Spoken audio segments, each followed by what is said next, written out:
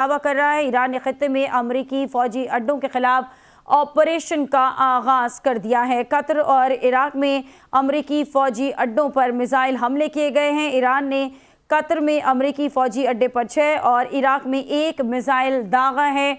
इस्राएली media इस खबर की तस्दीक कर रहा है। अमेरिका और बरतानिया ने कतर में अपने शहरियों को महफूज मकामात पर मुंतकिल होने की हिदायत की थी और ईरान की जानिब से ये वाज़ेह कहा गया था कि अमेरिका को भरपूर जवाब दिया जाएगा। कतर के दारुल हुकूमत दोहा में धमाके सुने जा रहे हैं। खबर एजेंसी के मुताबिक ईरान ने खित्ते में अमरीकी फौजी अड्डों के खिलाफ ऑपरेशन का बाकायदा आगाज कर दिया। ईरान ने कतर में दोहा में डिफेंस सिस्टम फाल कर दिया है।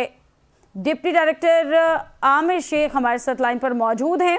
आमिर शेख साहब, हमलों के बारे में तो कहा जा रहा था कि ईरान जो है वो भरपूर जवाब देगा। क्या लगता है आपको, भरपूर जवाब दे दिया गया है या अब ये सिलसिला शुरू हो चुका है? और जिस तरह कहा जा रहा है कि आलमी जंग लगने का खतरा है, आपको क्या लगता है?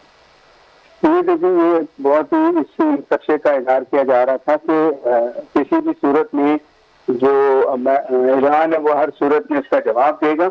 और अभी हमें वही नजर आ रहा है। अल-अदीद जो हमारा जो इसका इराक का जो अड्डा है उसको निशाना बनाया। कतर में जो है ना अमरीकी फौजी अड्डे पर कुछ 6 मिसाइल दागे। अभी इस वक्त सूरत हाल है।